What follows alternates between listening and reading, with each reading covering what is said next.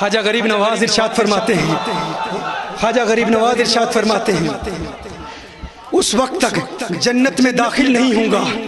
خواجہ غریب نواز ارشاد فرماتے ہیں لوگ یہ کہتے ہیں، ہم کہتے ہیں اولیاء اللہ جنت دیتے ہیں، ان کے تصرفات کو تم سمجھ نہیں سکتے۔ کہا اولیاء اللہ جنت کیسے دے سکتے ہیں، یہ ممکن نہیں ہے، یہ جنت کی توہین ہے۔ تم کہتے ہو اولیاء اللہ جنت دیں گے، یہ کیسے ممکن ہے؟ خواجہ غریب نواز ارشاد فرماتے ہیں میں اس وقت تک جنت میں داخل ہی نہیں ہوں گا جب تک میرا ہر مرید جنت میں نہ چلا جائے۔ یہ غریب نواز کا عقیدہ ہے۔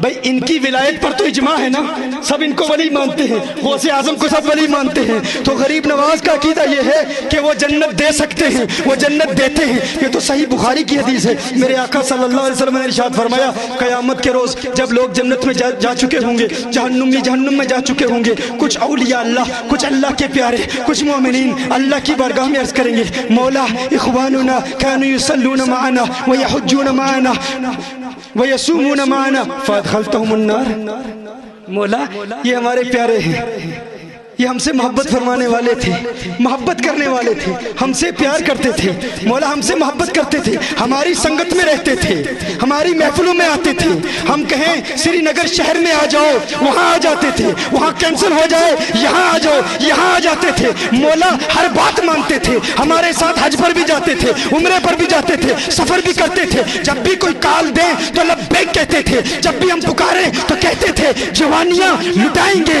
انقلاب لائیں گے، ہر بات پر لبیک کہتے تھے۔ لیکن مولا کچھ گناہ بھی ان سے ہو گئے، مولا کبھی نماز قضا ہو جاتی تھی، کبھی بدنگاہی کا ارتکاب کرتے تھے، کبھی گناہ کا ارتکاب کر لیتے تھے، کبھی جھوٹ بول لیتے تھے، کبھی غیبت کر لیتے تھے۔ مولا تھے تو گنہگار، تھے تو بدکار و سیاکار، لیکن مولا ان کے گناہوں کو نہ دیکھ، تھے تو ہمارے پیارے تھے، ہماری سنگت میں رہتے تھے۔ بخاری شریف کی حدیث ہے اللہ جل وعلا کے ولی اللہ کی بارگاہ میں مجادلہ کریں گے۔ مجادلہ کے الفاظ ہیں، میں ترجمہ نہیں کرنا چاہتا، بس مجادلہ کو ہی سمجھ لو۔ وہ اللہ کی بارگاہ میں گویا پیار سے التجائیں کریں گے مولا ہم ان کو جہنم میں نہیں جانے دیں گے، مولا ہم ان کو جہنم میں نہیں رہنے دیں گے۔ اب اللہ ارشاد کیا فرمائے گا؟ اللہ فرمائے گا اچھا اگر تمہیں جانتے تھے، اگر تمہاری سنگت میں رہتے تھے، اگر تم سے پیار کرتے تھے تو جاؤ میرے ولیوں ان میں سے جس کو پہچانتے ہو جہنم سے نکال کر داخل جنت کر دو۔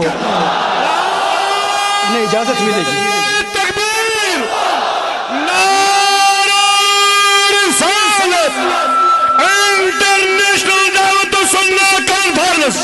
تو اسی لیے میں کہتا ہوں جنت ولی کے ہاتھ میں ہے، جسے چاہے اللہ کی عطا سے عطا کر دے۔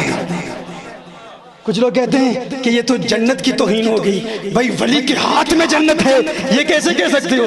ولی کے ہاتھ میں جنت ہے، جسے چاہے عطا کر دے، یہ کیسے ممکن ہے؟ تم نے جنت کی توہین کر دی۔ میں نے کہا نہیں، جنت کی یوں توہین نہیں ہوتی، جنت کی توہین نہیں ہوتی۔